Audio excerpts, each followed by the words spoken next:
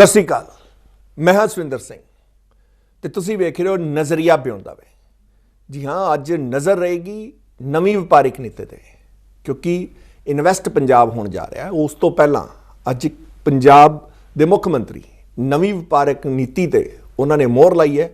इस दे की असर रहणगे, किन्ना इस नाल इन्वेस्टमेंट पंजाब दे विच आएगी, इसे बारे अज चर्चा करने लई साडे नाल मौजूद रहणगे RPS मल्होत्रा जी। आओ उन्हों का पहला स्वागत कर लेने। सत श्री अकाल मल्होत्रा जी। सत श्री अकाल जी सुरिंदर जी, आप जी नूं भी ते सारे दर्शकों नूं प्यार भरी सत श्री अकाल। मल्होत्रा साहब, नवीं नीति वपारिक नवीं नीति इन्वेस्ट पंजाब तो पहला ये अज जिहड़ी मोहर लानी, इनू किवें देखदे हो? किन्ना कुछ हुंगारा मिलेगा, किन्नी कुछ तुहानूं आस लगदी है कि पंजाब दे विच बाहरले इन्वेस्टर्स आके इन्वेस्ट करनगे? बिल्कुल सुरिंदर जी, मानयोग मुख्यमंत्री साहब भगवंत सिंह मान जी की अगवाई में अज कैबिनेट की मीटिंग हुई है और उस मीटिंग ने दे विच फैसला लिता गया, कई अहम फैसले लिते गए जिस विच जिहड़ी उद्योगिक नीति हैगी है वो प्रमुख हैगी है। और तुसीं देखो कि पिछले कुछ समय तो पंजाब नूं मोस्ट फेवर्ड डेस्टिनेशन बनाने दे लगन दे नाल मुख्यमंत्री साहब सारे देश विच घूमते रहे हैं, विदेशों में भी, जर्मनी भी गए हैं, हैदराबाद मुंबई वगैरह बहुत जगह गए ने सॉरी। और बहुत सारे इंडस्ट्रीलिस्ट के नाल उन्हां दी मीटिंग भी हुई है और बहुत सारे इंडस्ट्रीलिस्ट ने कमिटमेंट भी की है। करीब 27,000 करोड़ रुपए की कमिटमेंट ऑलरेडी हो चुकी हैगी है। और कुछ प्रोजेक्ट्स जिवें टाटा का स्क्रैप तो स्टील बनाने का प्रोजेक्ट है वो शुरू भी हो गया है, तुहाडी नॉलेज विच होना है। सो उस पक्ष नूं देखते हुए बड़े अहम फैसले लिते गए हैं, जिवें कि पावर सबसिडी जिहड़ी है वो पंजाब दे विच इंडस्ट्री नूं जिहड़ी है सब तो चीपेस्ट पावर करके जिहड़ी है वो दित्ती जाएगी और ऑलरेडी 2600 करोड़ दी सबसिडी जिहड़ी है दित्ती जा रही हैगी है। और एक बड़ा अहम फैसला ये भी है कि जिहड़ी anchor industry SC BC OBC या लेडीज़ नूं एम्पलॉय करेगी तो उन्होंने पर हैड जिहड़ा है 48,000 रुपया एक साल का सरकार देगी और जिहड़े जनरल कैटेगरी के जेंट्स नूं एम्पलॉय करेगी उन्होंने 36,000 रुपया एक साल का देगी। एक बड़ी वड्डी फाइनैंशियल इंसेंटिव हैगी है।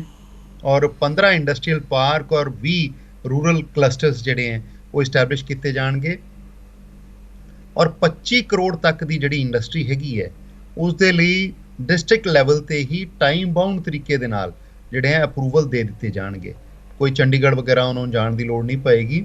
और जिहड़े नवे इंडस्ट्रीयल पार्क्स दे विच इंडस्ट्री लगेगी उन्होंने प्लांट और मशीनरी ते जिन्ना खर्चा होएगा उस ते 125% सबसिडी दी जाएगी। एक बड़ा अहम फैसला है। और कंडी और बॉर्डर एरिया जिहड़ी इंडस्ट्री लगेगी उसनों एडिशनल 40% तक दे बेनिफिट होणगे। और बासमती दे नाल रिलेटेड जिहड़े प्रोजेक्ट्स होणगे उन्होंने मंडी फीस तो एग्जैम्पशन दी जाएगी और सरफेस वाटर जिहड़ा जमीनी पानी जिहड़े इस्तेमाल करते हैं उन्होंने वाटर यूजेज चार्जेस विच 25% की जिहड़ी है छूट दी जाएगी। और इस दे नाल होर भी कई फैसले लिते गए हैं। और ये जिहड़े फैसले ने ये पंजाब सरकार ने सिर्फ अपने लैवल ते नहीं लिते, जिहड़े स्टेक होल्डर्स सीगे, वपारी लोग जिहड़े सीगे, इंडस्ट्रीलिस्ट सीगे, उन्हां तो सजेशनस लित्तियां गईयां। 1000 तो वध सजेशनस उन्हां तो प्राप्त होईयां ते उन्हां नूं फिर विचार करते हुए सरकार ने फैसले लिते हैं। और उम्मीद करते हैं कि आने वाले समय में पंजाब की इंडस्ट्री जिहड़ी बहुत हद तक बंद पई सी या पुरानियां सरकारां दियां भ्रष्ट नीतियां करके इंडस्ट्रीलिस्ट इत्थों चले गए सी, रोजगार नहीं सी नौजवानों को मिल रहे, सो उसनूं हुण मोड़ा आवेगा उहदे विच और नवीं इंडस्ट्री आएगी और नौजवानों को भी रोजगार मिलणगे। जी मल्होत्रा साहब, अक्सर देखा जाता है सरकारां जदों बदलदियां, चाहे केंद्र सरकार होवे ते चाहे सूबा सरकार होवे, जदों भी कोई इहो जी नीति या इंडस्ट्री की गल आती है ना तो कुछ इंडस्ट्री वाले वो लिते जाते हैं जिहड़े कि चहेते होंदे ने, उन्हां दा राह सुखाला करन लई ओह नीतियां बनाईयां जांदियां ने। उनकी जिंदी जागदी उदाहरण आपां केंद्र सरकार वाले पासे भी जाइए, तुसीं देखो भी की गौतम अडानी का तुसीं पहला नाम सुनिया सी 2014 तो पहला। 2014 च भाजपा सरकार आंदी है, ਇਹੋ ਜਿਹੀਆਂ ਨੀਤੀਆਂ ਬੰਦੀਆਂ ਨੇ, ਇੱਕਦਮ ਗੌਤਮ ਅਡਾਨੀ ਦਾ ਸ਼ੇਅਰ ਤੁਸੀਂ ਦੇਖੋ ਵੀ ਜਿਹੜਾ 113 ਰੁਪਏ ਸੀ 4000 ਤੇ ਪਹੁੰਚ ਜਾਂਦਾ। ਬਹੁਤ ਸਵਾਲ ਉੱਠਦੇ ਨੇ, ਬਹੁਤ, ਪਰ ਸਰਕਾਰ ਦੇ ਕੰਨ ਤੇ ਜੂੰ ਨਹੀਂ ਰੇਂਗਦੀ। ਆਖਰਕਾਰ ਕੀ ਹੋਇਆ ਤੁਹਾਡੇ ਸਾਹਮਣੇ ਹੈ, ਇੱਕ ਬਬਲ ਬਲਾਸਟ ਹੁੰਦਾ ਕਿ ਬਾਹਰਲੀ ਇੱਕ ਏਜੰਸੀ ਹਿੰਡਨਬਰਗ ਉਸ ਤੇ ਇੱਕ ਐਡਾ ਵੱਡਾ ਮਤਲਬ ਆਰੋਪ ਲਾ ਦਿੰਦੀ ਹੈ ਤੇ ਨਾਲੇ ਸਾਬਤ ਕਰ ਦਿੰਦੀ ਹੈ ਆਪਦੇ ਜਿਹੜੇ ਉਹਨੇ ਡਾਕੂਮੈਂਟਸ ਵੀ ਦਿੱਤੇ ਨੇ ਨਾਲ। ਤੇ ਤੁਸੀਂ ਦੇਖੋ ਵੀ ਅੱਜ ਉਹ 1500 ਰੁਪਏ ਤੇ ਆ ਗਿਆ। 9 ਦਿਨ ਦੇ ਅੰਦਰ ਅੰਦਰ ਲਗਭਗ 10 ਲੱਖ ਕਰੋੜ ਵਾਸ਼ ਆਊਟ ਹੋ ਜਾਣਾ। ਕਿਵੇਂ ਦੇਖਦੇ ਹੋ? ਤੇ ਅਡਾਨੀ ਕੋਈ ਛੋਟਾ ਨਾਮ ਨਹੀਂ ਸੀ। ਤੁਸੀਂ ਦੇਖੋ ਅੰਬਾਨੀਆਂ ਨੂੰ ਵੀ ਕ੍ਰੋਸ ਕਰਕੇ ਅਡਾਨੀ ਤੀਜੇ ਨੰਬਰ ਦਾ ਦੁਨੀਆ ਦਾ ਜਿਹੜਾ ਅਮੀਰ ਬਣ ਜਾਣਾ। ਏਸ਼ੀਆ ਦਾ ਸਭ ਤੋਂ ਅਮੀਰ ਗੌਤਮ ਅਡਾਨੀ ਕਿਉਂਕਿ ਜ਼ਿਆਦਾ ਚਰਚੇ 'ਚ ਅਡਾਨੀ ਉਦੋਂ ਆਏ ਜਦੋਂ ਕਿਸਾਨੀ ਅੰਦੋਲਨ ਚੱਲਿਆ। ਆਮ ਲੋਕਾਂ ਨੂੰ ਅਡਾਨੀ ਮੈਨੂੰ ਲੱਗਦਾ ਕਿ ਪੰਜਾਬ ਵਾਲੇ ਪਾਸੇ ਇੱਧਰਲੇ ਪਾਸੇ ਅਡਾਨੀ ਉਦੋਂ ਯਾਦ ਆਇਆ, ਉਦੋਂ ਪਤਾ ਲੱਗਿਆ ਵੀ ਅਡਾਨੀ ਕੌਣ ਨੇ। ਹਾਲੇ ਤੱਕ ਅੰਬਾਨੀ ਚੱਲਦੇ ਸੀਗੇ, ਪਰ ਤੁਸੀਂ ਦੇਖੋ ਵੀ ਉਸ ਦਾ ਕਿਸ ਤਰੀਕੇ ਨਾਲ ਸੈਟਿੰਗਾਂ ਹੋਣੀਆਂ। ਫਿਰ ਹੁਣ LIC ਦਾ ਪੈਸਾ ਉਹ SBI ਉਧਰ ਸੂਬਾ ਸਰਕਾਰਾਂ 'ਚ ਵੀ ਐਂ ਹੁੰਦਾ ਰਿਹਾ। ਪਿਛਲੀਆਂ ਸਰਕਾਰਾਂ ਦੇਖ ਲਓ, ਬਹੁਤ ਸਾਰੇ ਕਿਹੋ ਜਿਹੇ ਇੰਡਸਟਰੀਜ਼ ਸੀਗੇ ਜਿਹੜੇ ਅਕਾਲੀਆਂ ਦੇ ਸੀਗੇ, ਤਾਂ ਜਦੋਂ ਅਕਾਲੀਆਂ ਦਾ ਰਾਜ ਆਉਂਦਾ ਉਹ ਇੰਡਸਟਰੀਜ਼ ਉੱਪਰ ਆ ਜਾਂਦੇ ਨੇ ਤੇ ਸ਼ਾਇਦ ਜਿਹੜੇ ਪਿੱਛੇ ਰਹਿ ਜਾਂਦੇ ਨੇ ਉਹ ਆਪਦੀ ਵਾਰੀ ਦੀ ਉਡੀਕ ਕਰਦੇ ਨੇ। ਇਸ ਨੀਤੀ ਨੂੰ ਕਿ ਹਾਲਾਂਕਿ ਕਿਹਾ ਤਾਂ ਗਿਆ ਏ ਕਿ ਅਸੀਂ ਮਿਲ ਬੈਠ ਕੇ ਬਣਾਇਆ। ਇਹ ਸਾਰੀ ਚੀਜ਼ਾਂ ਨੂੰ ਕਿਵੇਂ ਦੇਖਦੇ ਹੋ? ਕਿਉਂਕਿ ਸਿਆਸਤਦਾਨਾਂ ਤੇ ਸਰਕਾਰ ਤੇ ਲੋਕ ਇਹ ਐਨਕਾਂ ਲਾ ਕੇ ਜ਼ਰੂਰ ਦੇਖਦੇ ਨੇ ਕਿ ਇਹਨਾਂ 'ਚ ਫਾਇਦਾ ਕੁਝ ਪੂੰਜੀਪਤੀਆਂ ਦਾ ਤਾਂ ਨਹੀਂ ਜੀ। ਬਿਲਕੁਲ ਸੁਰਿੰਦਰ ਜੀ, ਦੇਖੋ ਅਦਾਨੀ ਅੰਬਾਨੀ ਦਾ ਜਿਹੜਾ ਕੇਸ ਹੈਗਾ ਜਿਹਨੂੰ ਅੰਗਰੇਜ਼ੀ 'ਚ ਕਹਿੰਦੇ ਨਾ ਕ੍ਰੋਨੀ ਕੈਪੀਟਲਿਜ਼ਮ, ਕਿ ਜਿਹੜਾ ਕੈਪੀਟਲਿਸਟ ਹੈਗਾ ਜਾਂ ਉਦਯੋਗਪਤੀ ਹੈ ਉਹ ਅਫਸਰਾਂ ਨੂੰ ਜਾਂ ਪੋਲੀਟੀਸ਼ੀਅਨਸ ਨੂੰ ਰਿਸ਼ਵਤ ਦਿੰਦਾ ਤੇ ਉਹ ਫਿਰ ਜਿਹੜੇ ਅਫਸਰ ਜਾਂ ਪੋਲੀਟੀਸ਼ੀਅਨਸ ਨੇ ਉਹਦੇ ਹੱਕ ਦੀ ਪਾਲਿਸੀ ਬਣਾਉਂਦੇ ਨੇ, ਉਹਨੂੰ ਵਧਣ ਫੁੱਲਣ ਵਿੱਚ ਮਦਦ ਕਰਦੇ ਨੇ। ਉਹ ਹੋਰ ਪੈਸਾ ਕਮਾਉਂਦਾ ਹੈ, ਉਹ ਫਿਰ ਹੋਰ ਜ਼ਿਆਦਾ ਰਿਸ਼ਵਤ ਉਹਨਾਂ ਨੂੰ ਦਿੰਦਾ ਹੈ। ਉਸ ਤਰ੍ਹਾਂ ਫਿਰ ਸਾਈਕਲ ਉਹਨਾਂ ਦਾ ਚੱਲਦਾ ਰਹਿੰਦਾ ਤੇ ਸਾਰਾ ਜਿਹੜਾ ਹੈ ਕ੍ਰੋਨਿਕ ਕੈਪੀਟਲਿਜ਼ਮ ਦਾ ਫਿਨੋਮੀਨਾ ਆਪਾਂ ਦੇਖਿਆ ਹੈਗਾ। ਔਰ ਉਹਦੇ ਵਿੱਚ ਸਭ ਤੋਂ ਅਹਿਮ ਰੋਲ ਰਹਿੰਦਾ ਹੈ ਭ੍ਰਸ਼ਟ ਪੋਲੀਟੀਸ਼ੀਅਨਸ ਦਾ। ਤੁਸੀਂ ਦੇਖੋ ਕਿ ਅਦਾਨੀ ਉਦੋਂ ਤੋਂ ਸੀਨ ਵਿੱਚ ਆਇਆ ਜਦੋਂ ਮੋਦੀ ਸਾਹਿਬ ਗੁਜਰਾਤ ਦੇ ਮੁੱਖ ਮੰਤਰੀ ਸੀਗੇ, ਔਰ ਉਦੋਂ ਅਸੀਂ ਸੁਣਦੇ ਸੀ ਕਿ ਅਦਾਨੀ ਨੂੰ 1 ਰੁਪਏ ਗੱਜ ਦੇ ਹਿਸਾਬ ਨਾਲ ਇਹਨਾਂ ਨੇ ਇੰਡਸਟਰੀਅਲ ਲੈਂਡ ਜਿਹੜਾ ਉਹ ਵੇਚਿਆ ਸੀਗਾ, ਯਾਨੀ ਕਿ ਬਿਲਕੁਲ ਕੌਡੀਆਂ ਦੇ ਭਾਅ ਦਿੱਤਾ ਸੀਗਾ। ਔਰ ਉਸ ਤੋਂ ਬਾਅਦ ਉਹਦਾ ਜਿਹੜਾ ਗਰੋਥ ਉਹਦੀ ਸ਼ੁਰੂ ਹੋਈ ਔਰ ਕਰਦੇ ਕਰਦੇ ਤੁਸੀਂ ਦੇਖੋ ਕਿ ਉਹ ਇਸ ਹੱਦ ਤੱਕ ਵੱਧ ਗਿਆ ਕਿ ਆਪਣੀਆਂ ਜਿਹੜੀਆਂ ਬੁੱਕਸ ਨੂੰ ਫੱਜ ਕਰਕੇ ਮੈਨੂਪੂਲੇਟ ਕਰਕੇ ਝੂਠੇ ਅੰਕੜੇ ਦੇ ਕੇ, ਕਿਉਂਕਿ ਸਰਕਾਰ ਮਿਲੀ ਹੋਈ ਸੀ ਤਾਂ ਜਿਹੜੇ ਸਰਕਾਰੀ ਅਦਾਰੇ ਸੀਗੇ ਉਹ ਸਰਕਾਰ ਤੋਂ ਡਰਦੇ ਸੀ, ਉਸ ਤੇ ਕਾਰਵਾਈ ਨਹੀਂ ਸੀ ਕਰਦੇ।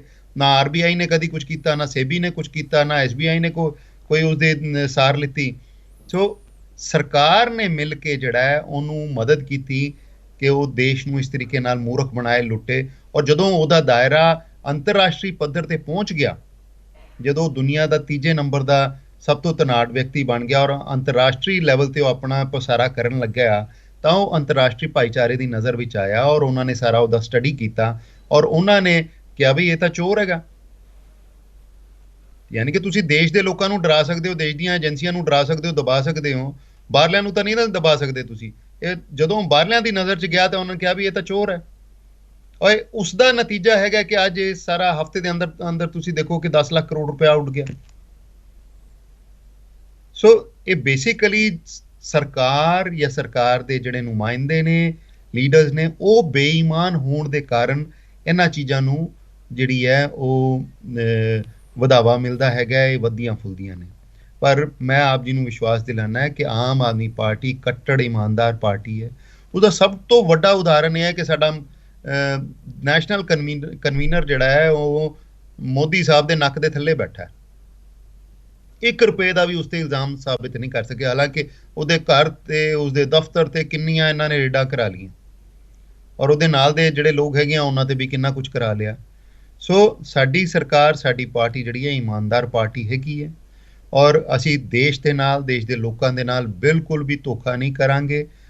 ਅਸੀਂ ਸਾਡੇ ਤਾਂ ਜਿਹੜੇ ਲੀਡਰਸ ਨੇ ਆਪਣੀਆਂ ਜਾਨਾਂ ਤੇ ਖੇਡ ਕੇ ਦੇਸ਼ ਦੇ ਹਿੱਤ ਦੇ ਲਈ ਲੜਾਈ ਲੜ ਰਹੇ ਨੇ, ਜੰਗ ਲੜ ਰਹੇ ਨੇ ਔਰ ਉਸੇ ਦਾ ਹੀ ਹਿੱਸਾ ਹੈਗਾ ਕਿ ਪੰਜਾਬ ਵਿੱਚ ਵੀ ਆਮ ਆਦਮੀ ਪਾਰਟੀ ਦੀ ਸਰਕਾਰ ਜਿਹੜੀ ਐਸਟੈਬਲਿਸ਼ ਹੋਈ ਹੈਗੀ ਹੈ, ਭ੍ਰਸ਼ਟ ਪਾਰਟੀਆਂ ਨੂੰ ਹਰਾ ਕੇ, ਮਾਫੀਆਜ਼ ਨੂੰ ਹਰਾ ਕੇ। ਸੋ ਹੁਣ ਪੰਜਾਬ ਨੂੰ ਅਸੀਂ ਰੰਗਲਾ ਪੰਜਾਬ ਬਣਾਉਣਾ ਹੈ, ਮੁੜ ਤੋਂ ਜਿਹੜੀ ਪੁਰਾਣੀ ਪੰਜਾਬ ਦੀ ਆਨ ਬਾਨ ਸ਼ਾਨ ਅਸੀਂ ਬਹਾਲ ਕਰਨੀ ਹੈ ਔਰ ਮੁੱਖ ਮੰਤਰੀ ਸਾਹਿਬ ਭਗਵੰਤ ਸਿੰਘ ਮਾਨ ਉਸੀ ਦਿਸ਼ਾ ਵੱਲ ਔਰ ਉਹਨਾਂ ਦਾ ਕੈਬਨਿਟ ਔਰ ਸਾਰੇ ਉਹਨਾਂ ਦੇ ਸਾਥੀ ਜਿਹੜੇ ਨੇ ਉਸੀ ਦਿਸ਼ਾ ਵੱਲ ਦਿਨ ਰਾਤ ਮਿਹਨਤ ਕਰ ਰਹੇ ਨੇ ਔਰ ਜਿਹੜੀ ਇੰਡਸਟਰੀਅਲ ਪਾਲਿਸੀ ਹੈਗੀ ਹੈ ਉਸੀ ਦਿਸ਼ਾ ਵੱਲ ਜਿਹੜੀ ਹੈ ਉਸ ਇੱਕ ਚੰਗੀ ਸੋਚ ਨੂੰ ਰੱਖਦੇ ਹੋਏ ਬਣਾਈ ਗਈ ਹੈ। ਔਰ ਜਿਹੜੀ ਕ੍ਰੋਨਿਕ ਕੈਪੀਟਲਿਜ਼ਮ ਵਾਲੀ ਗੱਲ ਹੈਗੀ ਹੈ, ਇਹ ਤੁਸੀਂ ਨਿਸ਼ਚਿੰਤ ਰਹੋ ਕਿ ਪੰਜਾਬ ਵਿੱਚ ਇਹੋ ਜਿਹਾ ਕੁਝ ਵੀ ਨਹੀਂ ਹੋਣ ਦਿੱਤਾ ਜਾਏਗਾ। ਸਾਰੇ ਪੰਜਾਬੀ ਸਾਡੇ ਆਪਣੇ ਨੇ। ਜਿਹੜੇ ਵੀ ਵਿਅਕਤੀ ਸੱਚੇ ਦਿਲ ਨਾਲ, ਇਮਾਨਦਾਰੀ ਨਾਲ ਪੰਜਾਬ ਲਈ ਕੰਮ ਕਰਨਾ ਚਾਹੇਗਾ, ਉਹਦਾ ਸਵਾਗਤ ਹੈਗਾ। ਔਰ ਆਓ ਆਪਾਂ ਸਾਰੇ ਮਿਲ ਕੇ ਪੰਜਾਬ ਨੂੰ ਅੱਗੇ ਵਧਾਈਏ। ਮਲਹੋਤਰਾ ਸਾਹਿਬ, ਇੱਕ ਡਬਲ ਇੰਜਨ ਦੀ ਸਰਕਾਰ ਤੁਸੀਂ ਵੀ ਬੜਾ ਸੁਣਿਆ ਹੋਣਾ ਹੈ, ਹਰ ਵਾਰ ਕਿਹਾ ਜਾਂਦਾ ਡਬਲ ਇੰਜਨ ਦੀ ਸਰਕਾਰ। ਜਦੋਂ ਵੀ ਚੁਣਾਵ ਲੜਦੇ ਆ ਜੀ, ਡਬਲ ਇੰਜਨ ਦੀ ਬਣਾਓਗੇ ਤਾਂ ਤੁਹਾਨੂੰ ਵਾਧਾ ਹੋਏਗਾ। ਤੁਹਾਨੂੰ ਨਹੀਂ ਲੱਗਦਾ ਕਿ ਉਹ ਡਬਲ ਇੰਜਨ ਕਹਿ ਕੇ ਵੀ ਉਹ ਜਿਹੜਾ ਇੰਡਸਟਰੀਜ਼ ਜਿਹਨੇ ਇਨਵੈਸਟ ਕਰਨਾ ਹੈ, ਕਿਉਂਕਿ ਇੱਥੇ ਸਿੰਗਲ ਇੰਜਨ ਹੈ, ਡਬਲ ਇੰਜਨ ਨਹੀਂ ਹੈ, ਤੇ ਇੱਥੇ ਇੰਜਨ ਵੀ ਇਹੋ ਜਿਹਾ ਕਿ ਜਿਹੜਾ ਆਪਸ ਦੇ ਵਿੱਚ ਆਮਣੇ ਸਾਹਮਣੇ ਖੜਾ, ਜਿੰਦਾ ਤੁਸੀਂ ਹੁਣੇ ਜ਼ਿਕਰ ਵੀ ਕਰਕੇ ਹਟਿਓ ਕਿ ਨੱਕ ਦੇ ਥੱਲੇ ਬੈਠੇ ਨੇ ਕੇਜਰੀਵਾਲ ਜੀ, ਕਿ ਉਹ ਇਨਵੈਸਟਰ ਉਹਦੇ ਦਿਮਾਗ ਦੇ ਵਿੱਚ ਇਹ ਤਾਂ ਨਹੀਂ ਕਿ ਜਿੱਥੇ ਡਬਲ ਇੰਜਨ ਦੀ ਸਰਕਾਰ ਹੈ ਉੱਥੇ ਮੇਰੇ ਵਾਸਤੇ ਜ਼ਿਆਦਾ ਸੁਖਾਲਾ ਹੋਏਗਾ ਕਿ ਐਗਜ਼ੀਕਿਊਟ ਕਰਨਾ, ਕਿਉਂਕਿ ਸੈਂਟਰ ਵੀ ਮੇਰੀ ਸਪੋਰਟ ਕਰੇਗਾ ਤੇ ਲੋਕਲ ਬੋਡੀ ਵੀ ਸਪੋਰਟ ਕਰੇਗੀ, ਕਿਉਂਕਿ ਡਬਲ ਇੰਜਨ ਦੀ ਸਰਕਾਰ ਹੈ। ਤੇ ਡਬਲ ਇੰਜਨ ਦੇ ਨਾਲ ਮੇਰੀ ਜਿਹੜੀ ਗਰੋਥ ਹੋਏਗੀ ਉਹ ਵੀ ਦੁਗਣੀ ਰਫ਼ਤਾਰ ਦੇ ਨਾਲ ਹੋਏਗੀ। ਇਸ ਲਈ ਆਪਾਂ ਅਕਸਰ ਦੇਖਿਆ ਜਾਂਦਾ ਜਿੱਥੇ ਡਬਲ ਇੰਜਨ ਹੁਣ ਵੀ ਆਪਾਂ ਕਹੀਏ ਯੂਪੀ ਦੇ ਵਿੱਚ ਜ਼ਿਆਦਾ, ਤੁਸੀਂ ਦੇਖੋ ਕਿਉਂ ਇਨਵੈਸਟਮੈਂਟਸ ਆ ਰਹੀਆਂ ਨੇ। ਕੀ ਕਾਰਨ ਇਹ ਹੈ ਕਿ ਡਬਲ ਇੰਜਨ ਦੀ ਸਰਕਾਰ, ਕਿ ਇਨਵੈਸਟਰ ਉੱਥੇ ਜ਼ਿਆਦਾ ਆਪਣਾ ਇਨਵੈਸਟ ਕਰਨ ਦੀ ਹੈ। ਇਹਨੂੰ ਕਿਵੇਂ ਦੇਖਦੇ ਹੋ? ਕਿਉਂਕਿ ਇਹ ਚੈਲੰਜ ਨਹੀਂ ਤੁਹਾਨੂੰ ਲੱਗਦਾ ਵੀ ਰਹੇਗਾ ਆਮ ਆਦਮੀ ਪਾਰਟੀ ਵਾਸਤੇ? ਦੇਖੋ, ਪੰਜਾਬ ਵਿੱਚ ਵੀ 14 ਤੋਂ 17 ਤੱਕ ਆਪਾਂ ਕਹਿ ਸਕਦੇ ਹਾਂ ਡਬਲ ਇੰਜਨ ਦੀ ਸਰਕਾਰ ਸੀ। ਭਾਜਪਾ ਸੀ, ਭਾਜਪਾ ਦੇ ਨਾਲ ਅਕਾਲੀ ਦਲ ਦਾ ਗੱਠਜੋੜ ਸੀਗਾ। ਕੀ ਹੋਇਆ ਪੰਜਾਬ ਵਿੱਚ? ਕੀ ਤਰੱਕੀ ਹੋਈ? ਕੀ ਇੰਡਸਟਰੀ ਵਧੀ ਫੁੱਲੀ? ਕੀ ਪ੍ਰੋਗਰੈਸ ਹੋਈ? ਕੁਝ ਵੀ ਨਹੀਂ ਹੋਇਆ। ਬਲਕਿ ਜੇ ਉਸ ਸਮੇਂ ਇਹਨਾਂ ਦੇ ਬੇਈਮਾਨ ਲੀਡਰ ਹਿੱਸੇ ਨਾ ਮੰਗਦੇ, ਨਸ਼ੇ ਨਾ ਵੇਚਦੇ, ਤਾਂ ਅੱਜ ਪੰਜਾਬ ਕਿਤੇ ਦਾ ਕਿੱਥੇ ਹੁੰਦਾ, ਇੰਡਸਟਰੀ ਪੰਜਾਬ ਨੂੰ ਛੱਡ ਕੇ ਨਾ ਜਾਂਦੀ। ਸੋ ਐਸਾ ਕੁਝ ਨਹੀਂ ਹੈ। ਮੇਨ ਗੱਲ ਇਹ ਹੈ ਕਿ ਜਿਹੜੀ ਸਰਕਾਰ ਹੈ ਉਹ ਇਮਾਨਦਾਰ ਹੋਣੀ ਚਾਹੀਦੀ ਹੈ, ਨੇਕ ਨੀਤੀ ਵਾਲੀ ਹੋਣੀ ਚਾਹੀਦੀ ਹੈ। ਹੁਣ ਜੇ ਮੰਨ ਲਓ ਆਪਾਂ ਰੇਲ ਗੱਡੀ ਦੀ ਗੱਲ ਕਰੀਏ, ਡਬਲ ਇੰਜਨ, ਹੁਣ ਇੱਕ ਇੰਜਨ ਅੱਗੇ ਲਾ ਦਿਓ, ਇੱਕ ਪਿੱਛੇ ਲਾ ਦਿਓ, ਜੇ ਉਹ ਆਪੋਜ਼ਿਟ ਡਾਇਰੈਕਸ਼ਨ ਵਿੱਚ ਹੀ ਚੱਲਣਗੇ ਤਾਂ ਗੱਡੀ ਨੂੰ ਚੱਲਣ ਦੇਣਗੇ? ਨਹੀਂ ਚੱਲਣ ਦੇਣਗੇ। ਜਾਂ ਜੇ ਉਹ ਪੁਰਾਣੇ ਹੋ ਜਾਣਗੇ, ਜ਼ਰ ਖਾ ਜਾਣਗੇ, ਭ੍ਰਿਸ਼ਟਾਚਾਰ ਉਹਨਾਂ 'ਚ ਵੜ ਜਾਏਗਾ, ਤਾਂ ਕੀ ਪ੍ਰੋਗਰੈਸ ਹੋਏਗੀ? ਨਹੀਂ ਹੋਏਗੀ। ਔਰ ਮੈਂ ਇੱਥੇ ਥੋੜ੍ਹਾ ਜਿਹਾ ਸਾਵਧਾਨ ਕਰਨਾ ਚਾਹੁੰਦਾ ਕਿ ਜਿਹੜਾ ਯੂਪੀ ਦੇ ਆંકੜੇ ਦਿੱਤੇ ਜਾ ਰਹੇ ਨੇ, ਕਿਉਂਕਿ ਦੇਖੋ ਜਿਹੜੀ ਭਾਜਪਾ ਸਰਕਾਰਾਂ ਨੇ ਉਹਨਾਂ ਦੇ ਆંકੜੇ ਹੁਣ ਤੱਕ ਆਪਾਂ ਦੇਖਿਆ ਕਦੀ ਵੀ ਸੱਚੇ ਨਹੀਂ ਹੋਏ। ਸੋ ਐਸੀ ਕੋਈ ਗੱਲ ਨਹੀਂ ਹੈ। ਔਰ ਪੰਜਾਬ ਵਿੱਚ ਜਿਹੜੇ ਆંકੜੇ ਨੇ ਬਿਲਕੁਲ ਸੱਚੇ ਆંકੜੇ ਨੇ। ਔਰ ਯੂਪੀ ਵਿੱਚ ਵੀ ਜੇ ਲੋਕ ਜਾਣਗੇ, ਮੈਂ ਇਹ ਸਮਝਦਾ ਕਿ ਵੀ ਕੋਈ ਵੀ ਜਿਹੜਾ ਇੰਡਸਟਰੀਅਲਿਸਟ ਹੈ, ਉਹ ਜਿਹਨੂੰ ਕਹਿੰਦੇ ਨਾ ਆਪਾਂ ਕਿ don't put all your eggs in one basket, ਉਹ ਇਹ ਪਾਲਿਸੀ ਫੋਲੋ ਕਰਦੇ ਆ। ਸੋ ਹਰ ਇੱਕ ਇੰਡਸਟਰੀਅਲਿਸਟ ਜਿਹੜਾ ਉਹ ਅਲੱਗ-ਅਲੱਗ ਸਟੇਟਸ ਵਿੱਚ ਆਪਣੀ ਇੰਡਸਟਰੀ ਖੋਲ੍ਹਦਾ ਹੈਗਾ ਤਾਂ ਕਿ ਉਹ ਸਿਕਿਉਰ ਰਵੇ। ਔਰ ਉਸ ਨੂੰ ਦੇਖ ਕੇ ਜੇ ਕੋਈ ਯੂਪੀ ਵੀ ਜਾਂਦਾ ਤਾਂ ਉਸ ਵਿੱਚ ਕੋਈ ਮਾੜੀ ਗੱਲ ਨਹੀਂ ਹੈ। ਪਰ ਯੂਪੀ ਦੇ ਵਿੱਚ ਜਿਹੜਾ ਆંકੜਾ ਪੇਸ਼ ਕੀਤਾ ਜਾ ਰਿਹਾ ਉਹ ਥੋੜਾ, ਯਾਨੀ ਕਿ ਉਹਨੂੰ ਫੇਸ ਵੈਲਿਊ ਤੇ ਆਪਾਂ ਨਹੀਂ ਲੈ ਸਕਦੇ ਜੀ। ਨਹੀਂ ਮਲਹੋਤਰਾ ਜੀ, ਯੂਪੀ ਤੇ ਹਰਿਆਣੇ ਦਾ ਐਜ ਕੀ ਹੈ ਕਿ ਸਭ ਤੋਂ ਵੱਡੀ ਗੱਲ ਹੈ NCR ਰੀਜਨ। ਉਧਰ ਹਰਿਆਣੇ ਦੇ ਵਿੱਚ ਗੁੜਗਾਉਂ ਦੇ ਵਿੱਚ ਇਨਵੈਸਟਮੈਂਟ ਹੈ, ਕਿਉਂਕਿ ਐਡਜੁਆਇਨਿੰਗ ਟੂ ਦਿੱਲੀ ਹੈ, ਕੈਪੀਟਲ ਦੇ ਨਾਲ ਹੈ, ਜੋਗ੍ਰਾਫਿਕਲੀ ਉਹਨੂੰ ਬਹੁਤ ਬੈਨੀਫਿਟ ਮਿਲਦਾ ਹੈ। ਤੇ ਉਧਰ ਨੋਇਡਾ ਬਹੁਤ ਵੱਡੀਆਂ ਇਨਵੈਸਟਮੈਂਟਸ ਨੇ, ਕਿਉਂਕਿ ਮੋਸਟਲੀ ਜਿਹੜੀ ਇੰਡਸਟਰੀ ਸੀ ਦਿੱਲੀ ਵਾਲੀ ਇੰਡਸਟਰੀ ਉਹ ਨੋਇਡਾ ਸ਼ਿਫਟ ਹੋ ਰਹੀ ਹੈ ਜਾਂ ਗੁੜਗਾਵਾਂ ਸ਼ਿਫਟ ਹੋ ਰਹੀ ਹੈ। ਬਹੁਤ ਸਾਰੀਆਂ ਇਹੋ ਜਿਹੀਆਂ ਇੰਡਸਟਰੀਆਂ ਨੇ ਜਿਹੜੀਆਂ ਕਿ ਇਸ ਲਈ ਉਧਰ ਜ਼ਿਆਦਾ ਇਨਵੈਸਟਮੈਂਟਸ ਪੁਆਇੰਟ ਆਫ ਨਾਲ ਲੋਕ ਮੈਨੂੰ ਲੱਗਦਾ ਕਿ ਉਹ ਜ਼ਿਆਦਾ ਦੇਖਦੇ ਨੇ ਜੀ। ਨਹੀਂ ਦੇਖੋ ਸੁਰਿੰਦਰ ਜੀ, ਕੋਈ ਚੀਜ਼ ਜਿਹੜੀ ਹੈ ਕਿਸੇ ਪਾਰਟਿਕੂਲਰ ਸਮੇਂ ਵਿੱਚ ਜਿਹੜੀ ਹੈ ਅੱਗੇ ਵੱਧ ਸਕਦੀ ਹੈ। ਜਿਵੇਂ ਤੁਸੀਂ ਦੇਖਿਆ ਅਦਾਨੀ ਅੰਬਾਨੀ ਜਿਹੜੇ ਹੈ ਕਿੰਨੇ ਅੱਗੇ ਵੱਧ ਗਏ, ਲੇਕਿਨ ਹੁਣ ਇੱਕਦਮ ਪਟਾਕਾ ਪੈ ਗਿਆ ਉਹਨਾਂ ਦਾ। ਸੋ ਜਦੋਂ ਤੱਕ ਮੈਂ ਸਮਝਦਾ ਕਿ ਕੋਈ ਵੀ ਸਰਕਾਰ ਜਾਂ ਸਰਕਾਰ ਦੀ ਪਾਲਿਸੀ ਪ੍ਰਿੰਸੀਪਲ ਬੇਸਡ ਨਹੀਂ ਹੋਏਗੀ, ਐਥਿਕਸ ਤੇ ਬੇਸਡ ਨਹੀਂ ਹੋਏਗੀ, ਉਹ ਹਮੇਸ਼ਾ ਰਿਸਕੀ ਰਹੇਗੀ। ਔਰ ਕਿਸੇ ਵੀ ਦੇਸ਼ ਵਿੱਚ ਕਿਸੇ ਪਾਰਟਿਕੂਲਰ ਰੀਜਨ ਵਿੱਚ ਇੰਡਸਟਰੀ ਦਾ ਜਿਹੜਾ ਉਹ ਕੰਸੈਂਟਰੇਟ ਹੋਣਾ ਕੋਈ ਬਹੁਤ ਅੱਛੀ ਗੱਲ ਨਹੀਂ ਹੁੰਦੀ। ਪੂਰੇ ਦੇਸ਼ ਵਿੱਚ ਜਿਹੜੀ ਹੈ ਉਹ ਵਸਤਾਂ ਦੀ ਖਪਤ ਦੀ ਡਿਮਾਂਡ ਹੈਗੀ ਹੈ। ਪੰਜਾਬ ਵਿੱਚ ਆਪਣੀ ਡਿਮਾਂਡ ਹੈਗੀ ਹੈ। ਪੰਜਾਬ ਦੇ ਨਾਲ ਹਿਮਾਚਲ ਲੱਗਦਾ ਹੈ, J&K ਲੱਗਦਾ ਹੈਗਾ। ਸੋ ਪੰਜਾਬ ਦੀ ਜਿਹੜੀ ਮਾਰਕੀਟ ਹੈਗੀ ਹੈ ਕੋਈ ਛੋਟੀ ਮਾਰਕੀਟ ਨਹੀਂ ਹੈਗੀ। ਔਰ ਪਹਿਲਾਂ ਵੀ ਪੰਜਾਬ ਵਿੱਚ ਇੰਡਸਟਰੀ ਚੱਲਦੀ ਰਹੀ ਹੈ। ਪੰਜਾਬ ਸਰਕਾਰ ਆਪਣੇ ਵੱਲੋਂ ਉਹਨਾਂ ਨੂੰ ਸਬਸਿਡੀਜ਼ ਦੇ ਰਹੀ ਹੈਗੀ ਹੈ, ਹੋਰ ਇਨਸੈਂਟਿਵਸ ਦੇ ਰਹੀ ਹੈ, ਹੋਰ ਚੰਗਾ ਮਾਹੌਲ ਦੇ ਰਹੀ ਹੈ। ਸੋ ਇੰਡਸਟਰੀਅਲਿਸਟ ਜਿਹੜਾ ਉਹ ਸਾਰਾ ਕੁਝ ਦੇਖਦਾ ਹੈਗਾ। ਤੇ ਪੰਜਾਬ ਵਿੱਚ ਵੀ ਪ੍ਰੋਪਰ ਇੰਡਸਟਰੀਅਲ ਡਿਵੈਲਪਮੈਂਟ ਹੋਏਗੀ ਔਰ ਪੰਜਾਬ ਕਿਸੇ ਪੱਖੋਂ ਪਿੱਛੇ ਨਹੀਂ ਰਹੇਗਾ ਜੀ। ਬਿਲਕੁਲ ਮਲਹੋਤਰਾ ਜੀ, ਕਿਉਂਕਿ ਹਾਲੇ ਤੱਕ ਜਿਹੜੇ ਆਰੋਪ ਲੱਗੇ ਨੇ ਤੁਹਾਨੂੰ ਵੀ ਪਤਾ ਹੈ ਕਿਸ ਤਰੀਕੇ ਦੇ ਆਰੋਪ ਲੱਗਦੇ ਆਏ ਨੇ। ਜਿਹੜਾ ਸਰਕਾਰ ਹੁੰਦੀ ਸੀ ਕਿਸੇ ਨਾ ਕਿਸੇ ਇੰਡਸਟਰੀ ਵਾਲੇ ਪਾਸੋਂ ਇਹ ਕਿਹਾ ਜਾਂਦਾ ਸੀ ਕਿ ਫਲਾਣਾ ਸਿਆਸਤਦਾਨ ਮੇਰੇ ਕੋਲ ਪਹੁੰਚਿਆ ਤੇ ਉਹਦੇ ਵਿੱਚੋਂ ਕੱਟ ਵਾਲਾ ਬੜਾ ਸ਼ਬਦ ਯੂਜ਼ ਨਹੀਂ ਨਹੀਂ ਹੁੰਦਾ ਸੀ। ਬਿਲਕੁਲ ਨਹੀਂ। ਆਮ ਆਦਮੀ ਪਾਰਟੀ ਦੀ ਸਰਕਾਰ ਵਿੱਚ ਤੁਸੀਂ ਘੱਟੋ ਘੱਟ ਕੱਟ ਤਾਂ ਭੁੱਲ ਹੀ ਜਾਓ ਜੀ। ਅਸੀਂ ਪਹਿਲਾਂ ਹੀ ਕਾਂ ਮਾਰ ਕੇ ਟੰਗ ਤੇ ਹੈਗੇ ਆ। ਤੁਸੀਂ ਦੇਖੋ ਕਿ ਸਾਡੇ ਜਿਹੜੇ ਸਭ ਤੋਂ ਪਹਿਲੇ ਹੈਲਥ ਮਿਨਿਸਟਰ ਸੀਗੇ ਵਿਜੇ ਸਿੰਗਲਾ ਜੀ, ਉਹਨਾਂ ਨੇ ਤਾਂ ਹਜੇ ਗੱਲ ਹੀ ਕੀਤੀ ਸੀਗੀ, ਲਿੱਤਾ ਹੀ ਕੁਝ ਨਹੀਂ ਸੀਗਾ ਉਹਨਾਂ ਨੇ, ਅਸੀਂ ਤਾਂ ਟੰਗ ਤੇ ਹੋ। ਠੀਕ ਹੈ ਨਾ ਜੀ। ਸਰਾਰੀ ਸਾਹਿਬ ਜਿਹੜੇ ਆ ਉਹ ਵੀ ਜਿਹੜੇ ਕਿੱਥੇ ਹੈਗੇ ਆ ਹੁਣ। ਸੋ ਆਮ ਆਦਮੀ ਪਾਰਟੀ ਦੀ ਸਰਕਾਰ ਵਿੱਚ ਰਿਸ਼ਵਤਖੋਰੀ ਜਾਂ ਭਾਈ ਭਤੀਜਾਵਾਦ ਜਾਂ ਫੇਵਰਿਟਿਜ਼ਮ ਦਾ ਕੋਈ ਸਕੋਪ ਨਹੀਂ ਹੈ। ਸਾਡੇ ਸਾਰੇ ਫੈਸਲੇ ਜਿਹੜੇ ਹੈ ਪੰਜਾਬ ਔਰ ਪੰਜਾਬੀਅਤ ਔਰ ਪੰਜਾਬੀਆਂ ਦੇ ਹਿੱਤ ਨੂੰ ਧਿਆਨ ਵਿੱਚ ਰੱਖ ਕੇ ਲਿੱਤੇ ਜਾ ਰਹੇ ਹੈਗੇ। ਤੇ ਉਧਰ ਰੇਤੇ ਬਾਰੇ ਗੱਲ ਕਰੀਏ, ਕਿਉਂਕਿ ਇਲੀਗਲ ਮਾਈਨਿੰਗ ਬਹੁਤ ਵਾਰ-ਵਾਰ ਪਿਛਲੀ ਸਰਕਾਰਾਂ ਦੇ ਵਿੱਚ ਵੀ ਇਹੀ ਸਵਾਲ ਕਰਦੇ ਰਹੇ ਕਿ ਸਿਰਫ ਡਰਾਈਵਰ ਹੀ ਬਦਲੇ ਨੇ, ਕਿ ਟਿੱਪਰ ਦੇ ਜਿਹੜੇ ਨੇ ਉਹ ਡਰਾਈਵਰ ਬਦਲੇ ਨੇ ਜਾਂ ਰੰਗ ਬਦਲਿਆ ਗਿਆ, ਕੰਮ ਉਵੇਂ ਹੀ ਚੱਲਦਾ ਰਿਹਾ। ਤੇ ਇੱਥੇ ਵੀ ਹਾਲੇ ਤੱਕ ਰੇਤਾ ਉਸੇ ਤਰੀਕੇ ਨਾਲ ਹੀ ਮਹਿੰਗਾ, ਕਿਉਂਕਿ ਜਦੋਂ ਸਰਕਾਰ ਆਈ ਸੀ ਇਹ ਉਮੀਦ ਸੀਗੀ ਕਿ ਸ਼ਾਇਦ ਰੇਤਾ ਸਸਤਾ ਹੋ ਜਾਏਗਾ, ਬੜੇ ਦਾਅਵੇ ਵੀ ਕੀਤੇ ਗਏ ਸੀ। ਹੁਣ 5 ਤਰੀਕ ਨੂੰ ਮਾਨ ਸਾਹਿਬ ਨਵੀਆਂ ਖੱਡਾਂ ਦਾ ਉਦਘਾਟਨ ਕਰਨਗੇ, ਇਹਨੂੰ ਕਿਵੇਂ ਦੇਖਦੇ ਹੋ? ਸੁਰਿੰਦਰ ਜੀ, ਜਦੋਂ ਸਿਸਟਮ ਬੁਰੀ ਤਰ੍ਹਾਂ ਸੜ ਗਲ ਜਾਵੇ ਨਾ ਔਰ ਉਹਨੂੰ ਆਪਾਂ ਰਿਪਲੇਸ ਕਰਨਾ ਹੋਏ ਤਾਂ ਥੋੜਾ ਸਮਾਂ ਤਾਂ ਲੱਗਦਾ ਹੈ, ਥੋੜਾ ਸਟੱਡੀ ਤਾਂ ਕਰਨੀ ਪੈਂਦੀ ਹੈ। ਸੋ ਇਸ ਕਰਕੇ ਥੋੜਾ ਜਿਹਾ ਸਮਾਂ ਲੱਗਿਆ ਹੈਗਾ। ਪਰ ਅੱਜ ਸਰਕਾਰ ਨੇ ਆਪਣੀ ਸੈਂਡ ਪਾਲਿਸੀ ਜਿਹੜੀ ਆ ਉਹ ਵੀ ਡਿਕਲੇਅਰ ਕਰ ਦਿੱਤੀ ਹੈਗੀ ਹੈ ਔਰ ਸਾਰਾ ਮਾਫੀਆ ਰਾਜ ਦੀ ਜੜ ਹੀ ਪੱਟ ਕੇ ਸੁੱਟ ਦਿੱਤੀ ਹੈਗੀ ਹੈ। ਤੁਸੀਂ ਦੇਖੋ ਕਿ ਹਰ ਆਮ ਵਿਅਕਤੀ ਨੂੰ ਜਿਸਨੇ ਵੀ ਆਪਣੇ ਘਰ ਦੇ ਲਈ ਰੇਤ ਇਸਤੇਮਾਲ ਕਰਨੀ ਹੈ ਉਹਨੂੰ ਇਜਾਜ਼ਤ ਦੇ ਦਿੱਤੀ ਗਈ ਹੈ ਕਿ ਆਪਣੀ ਟਰਾਲੀ ਲੈ ਜਾਓ ਔਰ ਜਿੱਥੋਂ ਵੀ ਤੁਸੀਂ ਲੈਣੀ ਹੈਗੀ ਹੈ ਰੇਤ ਲੈਣੀ ਹੈ 5.5 ਰੁਪਏ ਪ੍ਰਤੀ ਫੁੱਟ ਦੇ ਹਿਸਾਬ ਨਾਲ ਭਰ ਕੇ ਲਿਆਓ ਤੇ ਆਪਣੀ ਇਸਤੇਮਾਲ ਕਰੋ। ਔਰ ਇਹਦੇ ਲਈ ਤੁਸੀਂ ਦੇਖੋ ਕਿ 5 ਤਰੀਕ ਨੂੰ ਮੁੱਖ ਮੰਤਰੀ ਸਾਹਿਬ ਆਪ ਇਹਦਾ ਉਦਘਾਟਨ ਕਰਨਗੇ ਲੁਧਿਆਣੇ ਵਿੱਚ ਔਰ ਉਹਦੇ ਨਾਲ 7 ਜ਼ਿਲ੍ਹਿਆਂ ਵਿੱਚ 18 ਸਾਈਟਾਂ ਜਿਹੜੀਆਂ ਉਹ ਖੁੱਲ ਜਾਣਗੀਆਂ ਔਰ 31 ਮਾਰਚ ਤੱਕ 50 ਸਾਈਟਾਂ ਪੰਜਾਬ ਵਿੱਚ ਫੰਕਸ਼ਨਲ ਹੋ ਜਾਣਗੀਆਂ 14 ਜ਼ਿਲ੍ਹਿਆਂ ਦੇ ਵਿੱਚ। ਸੋ ਜਦ ਲੋਕ ਆਪ ਹੀ ਜਾ ਕੇ ਲਿਆ ਸਕਣਗੇ ਤਾਂ ਫਿਰ ਉਹ ਮਾਫੀਆ ਦਾ ਤਾਂ ਕੰਮ ਹੀ ਨਹੀਂ ਰਹਿ ਜਾਣਾ। ਔਰ ਇਹਦੇ ਨਾਲ ਰੇਟ ਵੀ ਜਿਹੜਾ, ਕਿਉਂਕਿ ਜੇ ਖੱਡ ਤੇ ਉਹਨੂੰ 5.5 ਰੁਪਏ ਪ੍ਰਤੀ ਕਿਊਬਿਕ ਫੁੱਟ ਮਿਲ ਰਹੀ ਹੈਗੀ ਹੈ ਤਾਂ ਫਿਰ ਤਾਂ ਅੱਗੇ ਟਰਾਂਸਪੋਰਟੇਸ਼ਨ ਦਾ ਖਰਚਾ ਹੀ ਰਹਿ ਗਿਆ। ਸੋ ਇੱਕ ਤਾਂ ਰੇਟ ਉਹਦੇ ਨਾਲ ਬਹੁਤ ਜ਼ਿਆਦਾ ਡਾਊਨ ਆਣਗੇ ਔਰ ਦੂਸਰਾ ਮਾਫੀਆ ਰਾਜ ਜਿਹੜਾ ਉਹ ਖਤਮ ਹੋਏਗਾ ਔਰ ਸਰਕਾਰ ਦੇ ਖਜ਼ਾਨੇ ਵਿੱਚ ਜਿਹੜਾ ਰੈਵਨਿਊ ਜਾਣਾ ਚਾਹੀਦਾ ਸੀ ਹੁਣ ਤੱਕ ਨਹੀਂ ਸੀ ਜਾਂਦਾ ਉਹ ਜਾਏਗਾ ਔਰ ਪੂਰੇ ਪੰਜਾਬ ਨੂੰ ਇਹਦੇ ਨਾਲ ਫਾਇਦਾ ਹੋਏਗਾ ਜੀ। ਇੱਕ ਮਲਹੋਤਰਾ ਜੀ, ਖੱਡ ਦਾ ਇਹ ਨਹੀਂ ਸਮਝ ਆਉਂਦਾ ਕਿ ਆਮ ਬੰਦੇ ਨੂੰ ਕਿਵੇਂ ਪਤਾ ਲੱਗੇ ਵੀ ਇਹ ਇਲੀਗਲ ਹੈ ਕਿ ਲੀਗਲ ਹੈ। ਕੋਈ ਨਾ ਕੋਈ ਇਹੋ ਜਿਹੀ ਉੱਥੇ ਨਿਸ਼ਾਨਦੇਹੀ ਕੁਛ ਤਾਂ ਹੋਵੇ ਕਿ ਮਤਲਬ ਬੋਰਡ ਲੱਗੇ। ਹੁਣ ਆਪਾਂ ਅਕਸਰ ਇਹੀ ਸਵਾਲ ਚੱਕਦੇ ਆ ਕਿ ਮੈਂ ਆਮ ਬੰਦਾ ਹੁਣ ਉੱਥੇ ਜਾ ਕੇ ਤਾਂ ਹੈ ਨਹੀਂ ਕਿ ਜਿਹੜਾ ਉੱਥੇ ਮਾਈਨਿੰਗ ਕਰ ਰਿਹਾ ਮੈਂ ਕਹਾਂਗਾ ਮੈਨੂੰ ਕਾਗਜ਼ ਦਿਖਾ ਦੇ। ਘੱਟ ਤੋਂ ਘੱਟ ਮੰਨ ਲਓ ਕਿ ਮੇਰੀ ਮਨਸ਼ਾ ਬੜੀ ਸਹੀ ਹੈ, ਮੈਂ ਵਰਕਰ ਹੀ ਹਾਂ ਤੇ ਮੈਨੂੰ ਲੱਗੇ ਕਿ ਇਹ ਬੰਦੇ ਗਲਤ ਕੰਮ ਕਰ ਰਹੇ ਕਿ ਸਹੀ ਕਰ ਰਹੇ, ਉਹ ਮੈਨੂੰ ਹੀ ਨਹੀਂ ਪਤਾ।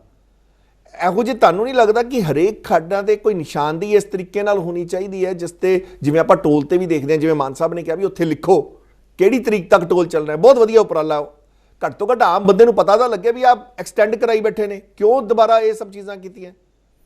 ਬਿਲਕੁਲ ਜੀ ਸੁਰਿੰਦਰ ਜੀ, ਇੱਕ ਤਾਂ ਇਹ ਜਿਹੜੀ ਮਾਈਨਿੰਗ ਹੋਏਗੀ ਇਹ ਮਾਈਨਿੰਗ ਡਿਪਾਰਟਮੈਂਟ ਦੇ ਅਫਸਰਾਂ ਦੀ ਦੇਖਰੇਖ ਦੇ ਹੇਠ ਹੋਏਗੀ। ਉੱਥੇ ਮਾਈਨਿੰਗ ਡਿਪਾਰਟਮੈਂਟ ਦੇ ਜਿਹੜੇ ਨੁਮਾਇੰਦੇ ਨੇ ਉਹ ਉੱਥੇ ਮੌਜੂਦ ਹੋਣਗੇ। ਔਰ ਤੁਹਾਡੀ ਗੱਲ ਬਿਲਕੁਲ ਸਹੀ ਹੈ ਕਿ ਖੱਡਾਂ ਦੀ ਪ੍ਰੋਪਰ ਨਿਸ਼ਾਨਦੇਹੀ ਹੋਣੀ ਚਾਹੀਦੀ ਹੈ ਔਰ ਹੁੰਦੀ ਵੀ ਹੈ, ਇਹਦਾ ਪ੍ਰੋਪਰ ਪ੍ਰੋਸੀਜਰ ਹੈਗਾ। ਪਰ ਜੇ ਸਰਕਾਰ ਹੀ ਚੋਰ ਹੋਵੇ, ਅਫਸਰ ਜਿਹੜੇ ਉਹ ਮਹਾਚੋਰ ਹੋ ਜਾਂਦੇ ਔਰ ਉਹ ਮਿਲ ਮਿਲਾ ਕੇ ਫਿਰ ਹਰੇਕ ਜਗ੍ਹਾ ਹੀ ਖੱਡ ਸ਼ੁਰੂ ਹੋ ਜਾਂਦੀ ਹੈ। ਇਹ ਪਹਿਲਾਂ ਹੁੰਦਾ ਰਿਹਾ ਹੈਗਾ। ਸੋ ਇਹ ਚੀਜ਼ ਹੁਣ ਬਿਲਕੁਲ ਨਹੀਂ ਹੋਏਗੀ ਔਰ ਬਿਲਕੁਲ ਡੈਜ਼ਿਗਨੇਟਿਡ ਏਰੀਆ ਦੇ ਵਿੱਚ ਜਿਹੜੀ ਹੈ ਪਰਮਿਸ਼ਨ ਦਿੱਤੀ ਜਾਏਗੀ ਔਰ ਸਰਕਾਰ ਦੇ ਨੁਮਾਇੰਦਿਆਂ ਦੀ ਦੇਖਰੇਖ ਵਿੱਚ ਹੋਏਗੀ। ਔਰ ਜਿਹੜੀ ਹੁਣ ਤੱਕ ਅੰਨੀ ਲੁੱਟ ਪੰਜਾਬ ਦੀ ਚੱਲਦੀ ਰਹੀ ਹੈ ਉਹ ਤੁਸੀਂ ਪਹਿਲਾਂ ਹੀ ਮਹਿਸੂਸ ਕਰਦੇ ਹੋਗੇ ਕਿ ਵੀ ਬੰਦ ਹੋ ਚੁੱਕੀ ਹੈਗੀ ਹੈ।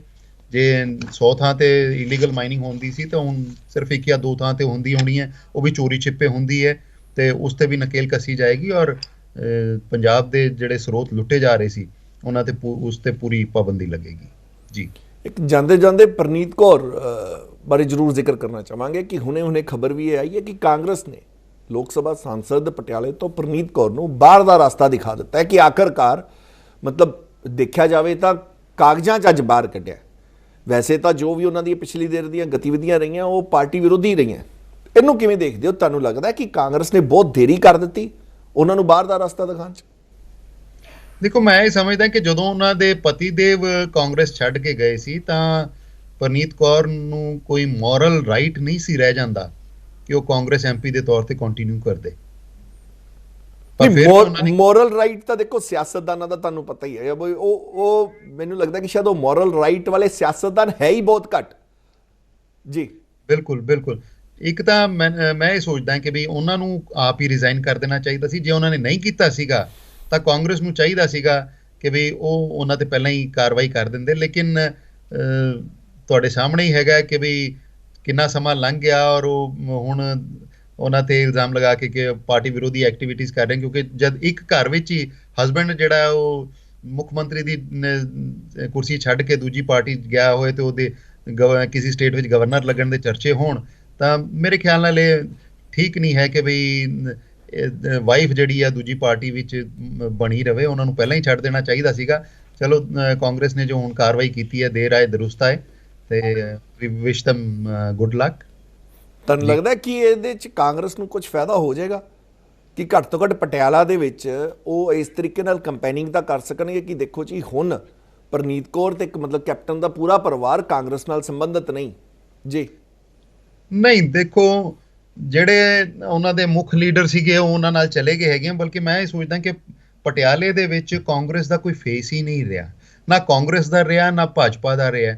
ਭਾਜਪਾ ਵਿੱਚ ਜਿਹੜੇ ਕੈਪਟਨ ਸਾਹਿਬ ਦੇ ਨਾਲ ਲੀਡਰ ਆਏ ਆ ਉਹਨਾਂ ਨੂੰ ਇਹਨਾਂ ਨੇ ਪ੍ਰਧਾਨ ਬਣਾਤਾ ਹੈਗਾ, ਸੋ ਉਹ ਵੀ ਕੋਈ ਲੋਕਾਂ ਨੂੰ ਗੱਲ ਹਜਮ ਨਹੀਂ ਹੋ ਰਹੀ। ਔਰ ਕਾਂਗਰਸ ਦੇ ਵਿੱਚ ਜਿਹੜੇ ਆ ਉਹ ਕੋਈ ਚੋਟੀ ਦੇ ਲੀਡਰ ਰਹੇ ਨਹੀਂ ਹੈਗੇ। ਸੋ ਦੋਨਾਂ ਪਾਰਟੀਆਂ ਦੀ ਖਾਸ ਕਰ ਪਟਿਆਲੇ ਦੇ ਵਿੱਚ ਜਿਹੜੀ ਹਾਲਤ ਹੈ ਉਹ ਬਹੁਤ ਮਾੜੀ ਹੈਗੀ।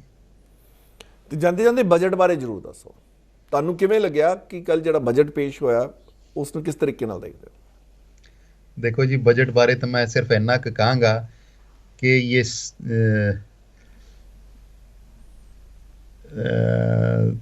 मैं 4 लाइना इस ते लिखियां सीगियां। ये सार बजट की कहानी का है, आधा अदानी का है आधा अंबानी का है, जो उनसे बच गया वो मोदी शाह की मनमानी का है, और जनता अगर उम्मीद रखे तो उसकी नादानी का है। ये सार बजट की कहानी का है। बिल्कुल मल्होत्रा जी, तुसीं साडे नाल जुड़े ते जिहड़े आ 4 लाइनां तुसीं अखीर दसिया वाकई क्रक्स ऑफ द स्टोरी कि बहुत बहुत धन्यवाद। तुसीं बेबा कराए रखदे हो जदों भी साडे नाल जुड़दे हो। धन्यवाद, सत श्री अकाल।